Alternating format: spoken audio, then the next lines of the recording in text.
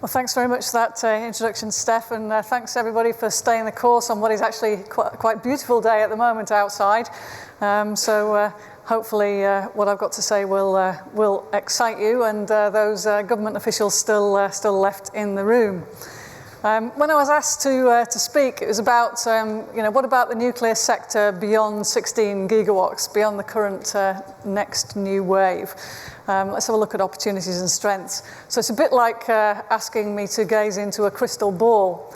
Now, normally, gazing into a crystal ball in the nuclear sector isn't that difficult. Usually it just means a shunting timeline out further beyond what we're already looking at.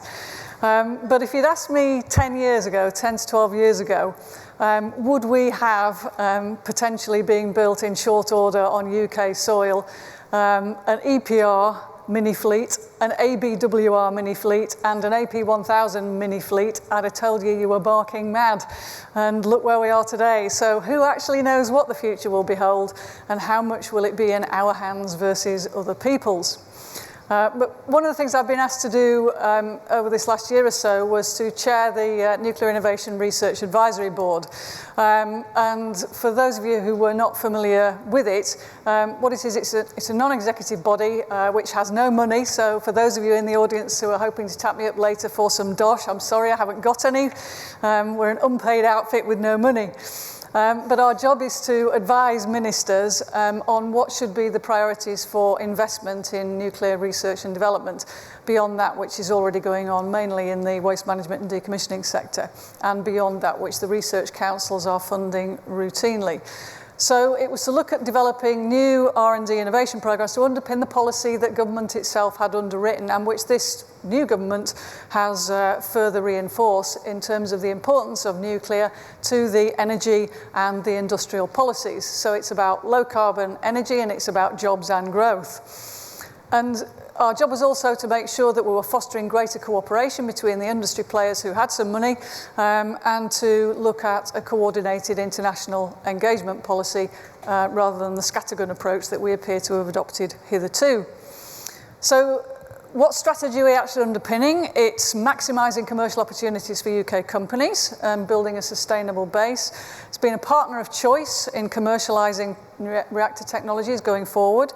Establishing the low-carbon energy future, and re-establishing the UK as a top-table nuclear nation. So quite a tall order. So how have we done to date? Well, it's curate's egg, some good, some bad. We managed to prize from DEC a capital investment of some 7 million for investment in new research facilities across the sector. We did pitch for some urgent early programme money to get things going, like accident-tolerant fuels, where the UK could have a niche in the autumn statement, but unfortunately fiscal constraint ruled, and we didn't get any money for that. But we did manage to persuade the government that proceeding with looking at small modular reactors as a real opportunity for the UK was definitely worthwhile, and the phase 2 study commenced just last week. And some of those in the audience are beneficiaries of that investment. We're currently working up recommendations for an R&D portfolio for the comprehensive spending review. That's the most important thing that we've got going at the moment, because if we fail to gain what we're asking for in the comprehensive spending review, then you've really got to put a question mark over whether or not the industrial strategy for the long term is actually achievable or not. And I'll hopefully explain why. So what about strength, and what about looking forward? Well, we've got the current fleet, which is still performing well, which is getting life extension, and which it's really important to continue to support and help to make sure we get the maximum out of the AGRs that we have and Sizewell B. We've got superb plans going forward now for Hinkley, for Wilfer, and for Moorside. And potentially, we've got fantastic opportunities to re-engage and have UK leadership in things like small modular reactors, like uranium batteries, which are being currently led by Urenco with Atkins and AMEC, and really participate in next generation systems. So if you look at us in terms from strength, there is no other country in the world that will be operating a gas-cooled reactor fleet and building the best of what the world has to offer of every single light water reactor. EPR, AP1000, ABWR. Nobody else will have that in their orbit. We will, as UK PLC. And if that doesn't give us an advantage going forward, I really don't know what does. Because as we start to build those new fleets, although people worry about the supply chain presence, you just look at what UK people will be doing as they are built. You look at Laing O'Rourke's presentation this morning in terms of how much of 21st century modelling, simulation, validation, build is taking place in those new 16 gigawatts worth of reactors. We'll have the best of AP1000, the best of ABWR, and the best of EPR projects in UK hands. So that should give us a springboard to help other people build those systems internationally. What about the rest? Well, full fuel cycle experience. We've got a world-class fuel manufacturing site that supplies not just to the UK, but internationally at Springfields. If we continue to invest in our fuel centre of excellence at Springfields in partnership with government, then Westinghouse will see that as a long-term venture, and we will sustain the 600 jobs at Springfields, 600 plus jobs, and we will be making accident-tolerant fuels, and we will be game changers in the international fuel market. At Capenhurst, we will be sustaining what is already the world's best enrichment technology as part of Urenco. And at Sellafield, we will have a fantastic demonstration to the rest of the world of how to decommission really difficult problems. My only question mark is about reprocessing, because we are currently one of the only two recognised global deliverers of industrial reprocessing. That is due to wind down at 2018. So our ability to stay a top table, full fuel cycle nation, we've got to ask ourselves, how the heck are we going to keep reprocessing expertise alive if we're not running it industrially? So that's where some development work that would help is really important. So operating and maintaining the fleet, some of the best technology around being used to help EDF keep those reactors on the bars. Some of the best technology around going into advanced fuel manufacture, the best technology being pursued and maintained by Urenco in enrichment. In waste management and decommissioning, many of you here in this room are world leaders in what you do, enabling us to play on the stage in Fukushima because what we're doing helps them. You know, nobody else is tackling the problems that we are tackling with such competence, although sometimes I know the media wouldn't think that was the case, on an industrial scale. We have some of the biggest challenges on earth that we are managing and delivering successfully. And so we can continue to take that forward. And success on that decommissioning and waste management stage will help us move forward with not just 16 gigawatts worth of new build, but 40, 50 gigawatts worth of new build. In terms of new generation, I've already talked about the fact that we have the three principal reactor types that are successfully being deployed fleet-wise internationally, and that will continue.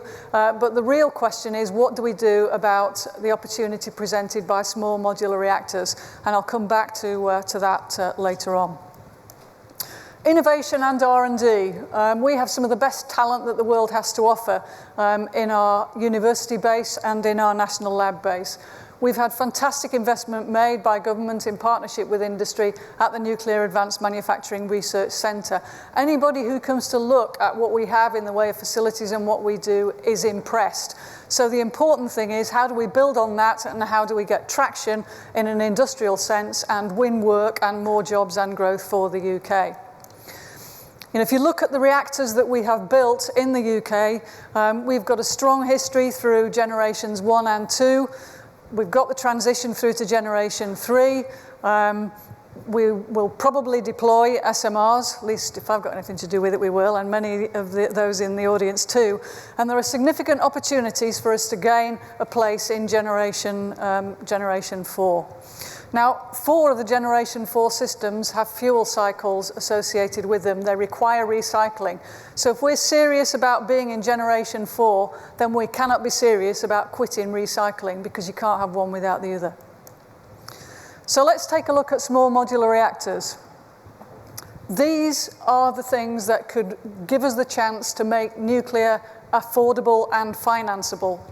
it is clear that the current third generation fleet is still the most economic, low carbon source of electricity, but it still gets criticised for being too costly.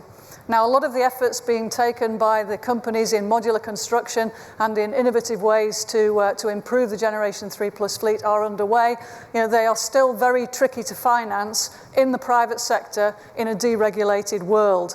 And so these small designs are more readily financeable. They don't necessarily cost less per megawatt, there aren't necessarily less bits per megawatt, but the way in which we can put them together and the way in which they can be built in factories could make a difference. And it's the one area which gives scientists and engineers and companies in the UK the chance to be part of the fundamental design.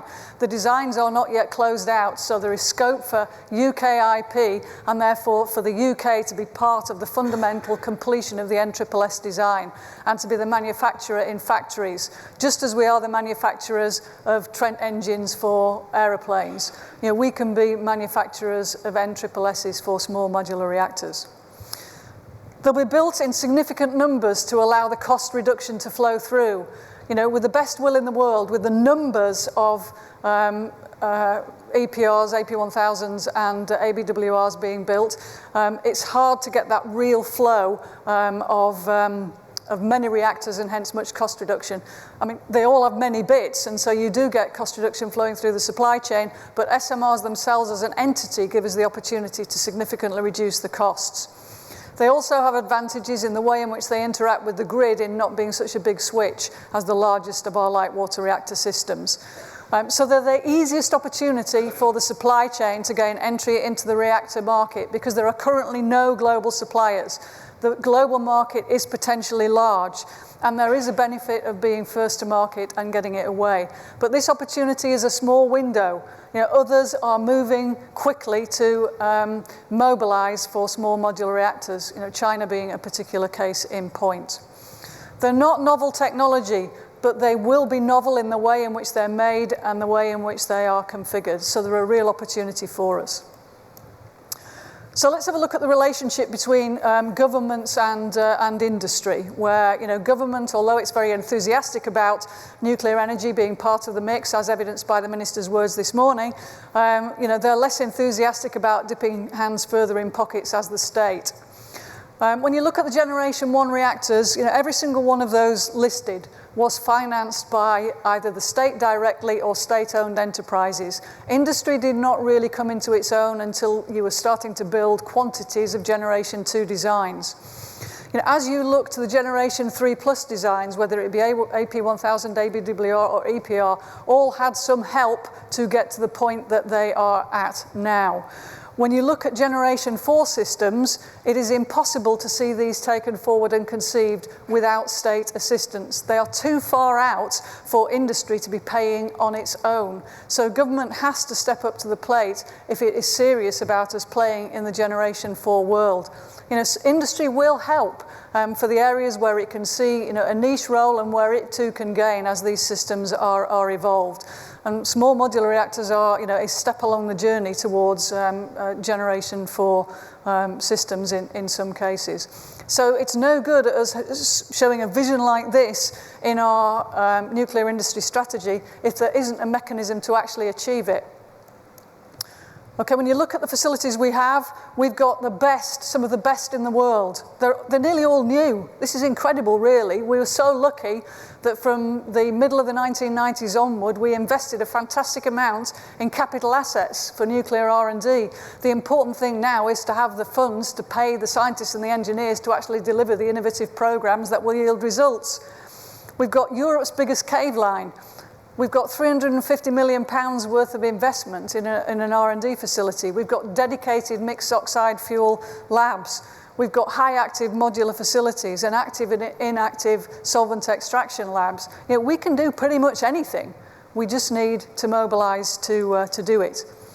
We've got some of the best facilities the university sector could offer on an international stage. Our universities are probably the most engaged with the nuclear industry in delivering the innovative R&D that will take our sector forward. They are hugely respected. If you look at the master's programs in our universities, they are populated by Chinese, by French, by uraniums, sorry, by Romanians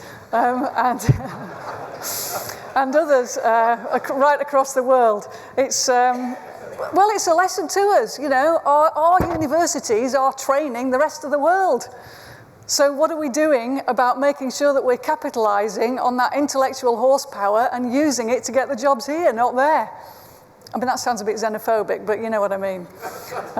So we've got incredible facilities, an incredible university base. You know, we can be a top-table nuclear nation again. But here's the rub. You know, this is what's going on internationally in the Generation 4 stage at the moment. You know, great, all these things being taken forward. You know, what's missing on that slide? A Union Jack. That's what's missing on that slide. Because the amount that we can claw into through the European Commission's flag is tiny.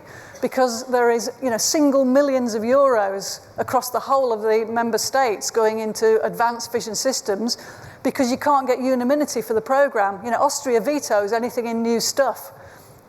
And so do the other anti-nuclear nations that sit within the European Union. So if we're going to have a Union Jack on those flags going forward, then we've got to be prepared to put some investment into it to enable it to happen. Okay, so all the way from basic science, all the way through our national labs, all the way through to industry, you know, we have the capability and the capacity to deliver. What we're short of at the moment is some funding to enable us to sustain the high-end subject matter expert base that normally sits between university, national lab and industry. From this generation, these are the people who advised the Prime Minister that there was no need to evacuate Japan when Fukushima happened, contrary to what other nations did. You know, where are we going to get the next generation of subject matter experts if we're not fueling the pipeline at the high end through participation in significant international programs and staying up with what everybody else in the world is doing? So I think we've got a great future. You know, we've got fantastic assets, we've got a fantastic emergent pipeline. You know, we just need to keep the momentum going to continue and to start to deliver on small modular reactors and on the early steps towards Generation 4 reactors. So beyond 16 gigawatts, you know, we have got the ability to inspire the next generation. You know, one thing SMRs would do for us is give us a mission to go for. You know, there's nothing like a mission and building something that's really new to excite the next generation of scientists and engineers. It's where nuclear has the opportunity to increase the UK's capacity to reduce costs. So to really get the costs of nuclear down and combat climate change and give us energy security at the same time. And it's where our sector has the biggest chance to make a step change, game-changing impact internationally. So we need government and industry to continue to be coordinated and develop the future systems by both, in terms of industry, competing, but partnering also with international partners. But we definitely need to have a clear plan and a vision. You know, what are we going to do as a nation post the 16 gigawatts? Because I think the presentations this morning said it all. You need clarity and purpose. That way, investment will start to flow, people will have confidence, and will start to self-invest as well as pitch up at DEC and BIS offices with a begging bowl. And to underpin all of that, you know, a credible national programme of research and development which takes the fundamental science base through to products and services that industry can use and sell on the international stage. So, thank you very much.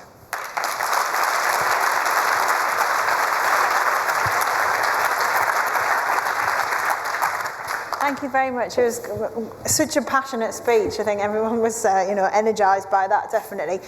Just to pick up on a few of the things you said there, you talked about small modular reactors and how there isn't a global supply of them, and that might be a real opportunity for people as an entry level. The US spent a lot of time researching them, didn't they, and developing them only to stall. What makes you think we can do it? Well, they did, but those very US vendors who were able to take their products quite a long way through the development stage are over here now and talking about how to move the product forward here in the UK. And the UK is very different. In America, the stall has been principally due to the cheapness of shale gas and the way their market operates, making it very difficult for utilities, certainly in the deregulated part of the US market, to take the steps forward to investment. Here, we care about carbon. And our market is much more able to accommodate the beginnings and beyond of an SMR fleet. So I think they have a better chance here than they have in the US.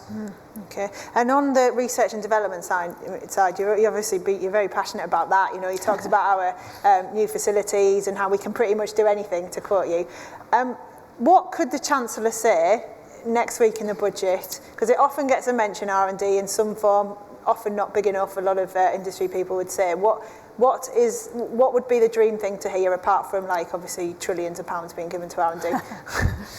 To be honest, my expectations about next week are not that high, because I actually think next week it will be a budget about austerity and about how to get the money that the Chancellor needs to invest in the things that government really needs to move forward with quickly. I think it's more important that we get a good outcome from the Comprehensive Spending Review, which we'll know about in the autumn. Yeah. So at the moment, we're working very hard building the business case with industry about why the country should invest in certain aspects of R&D and why now is important. It's always been easy to put things off in the nuclear world because it's 10, 20 years off. Some of these opportunities, the windows will close within the next 2 or 3 years if we don't move forward. We'll get left behind and it will be almost impossible to catch up.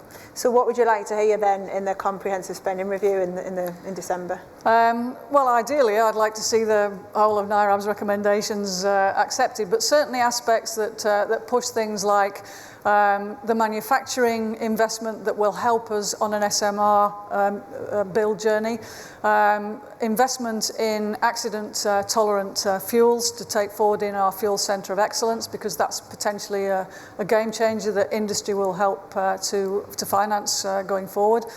And some investment in maintaining the recycle and reprocessing capability. Yeah. That's what I'd like to see. Fingers crossed. Fingers definitely crossed, yeah. Looking at the supply chain and thinking about, what they can do to make sure that they make the most of the new build programme, it's a theme we've kind of run throughout the conference. What would you say to them? Well, it's hard to pin it all on the supply chain, to be honest, because everybody has said the opportunities are there, but it's a global market and it's a pretty aggressive global market, and so the supply chain has got to be able to compete, and taking the steps forward, like I think Rosemary it was in the last session indicated, those type of steps are essential.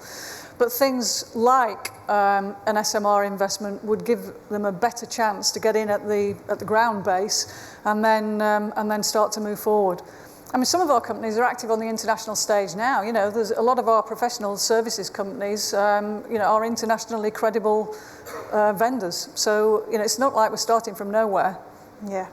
I'm sure there's plenty of people who'd like to ask Sue a question. Yes, gentleman, at the far end there. And then you, yeah.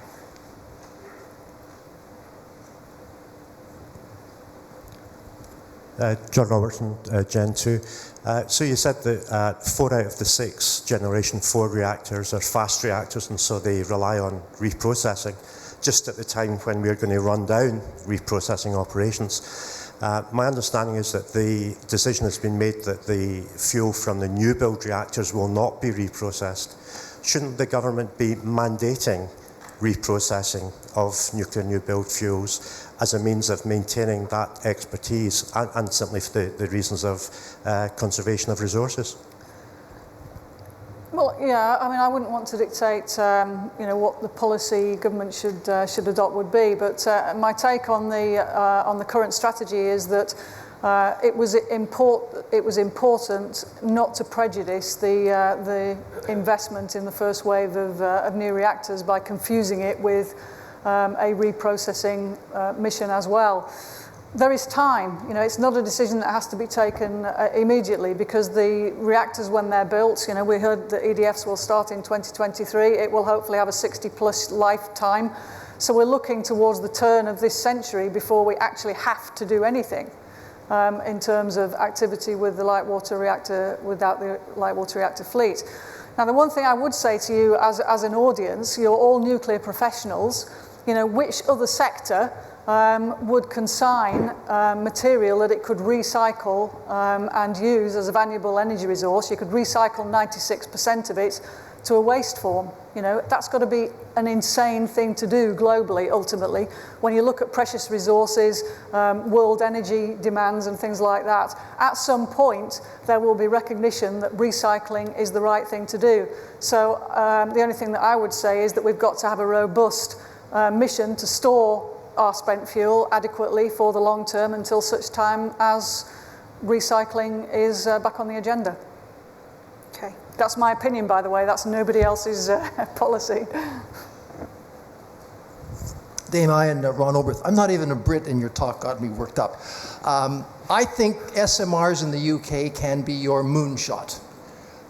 We would never got off the ground, let alone out of orbit, if financial risk managers had evaluated the objectives of the space program. So here you've got an opportunity to be the first country to launch an SMR.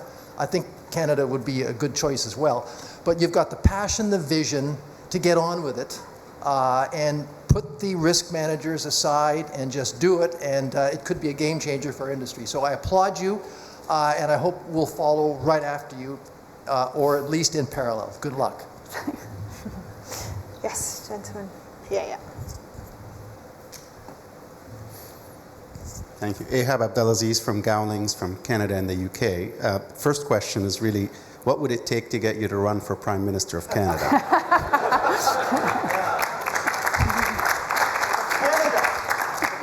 That's right.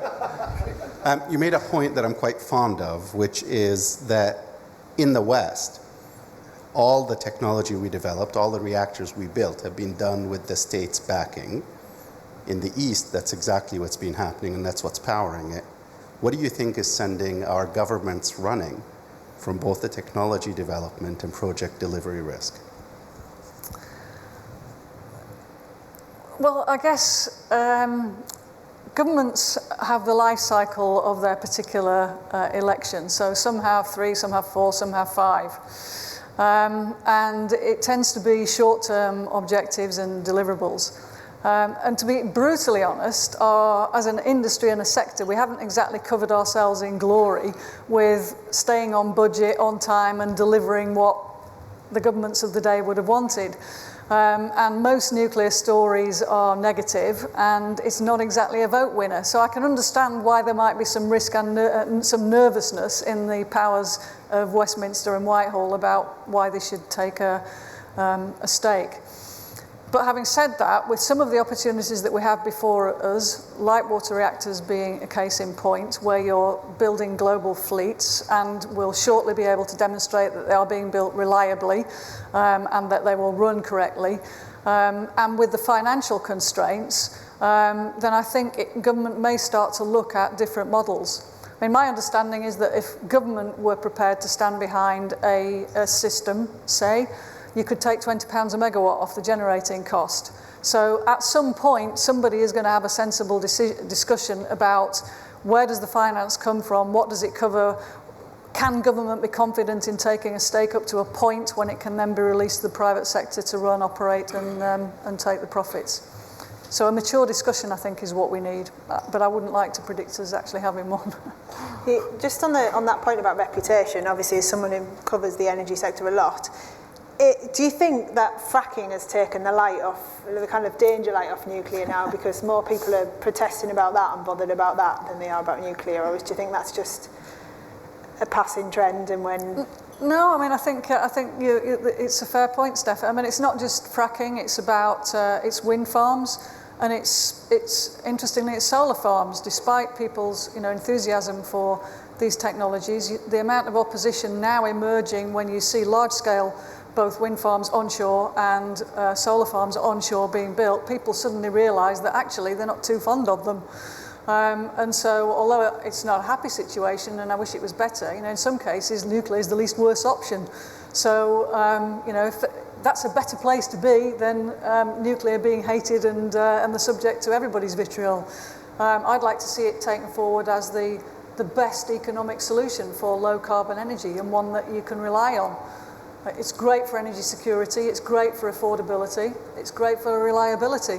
One thing I've noticed about you as well is you're incredibly passionate about it. You know, the gentleman said there about you being Prime Minister, and you can just see, like, excuse the pun, but your energy for the industry. And do you think part of the problem is there isn't enough of that? Like, people like you who are like really kind of celebrating the nuclear industry here, everyone else is kind of getting on with their jobs and being quite British and...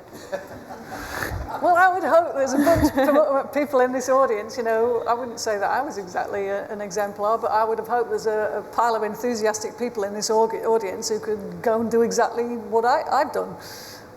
You know, why are we working in the industry if we aren't passionate about it? Why are we working in it if we don't believe in it? Why aren't we doing more to get out there and convince? It's no good us all retiring back to our little cupboards and offices and wishing that government would do something about it. You know, get out there and help. Yeah, okay, any final questions? Yeah, Roger.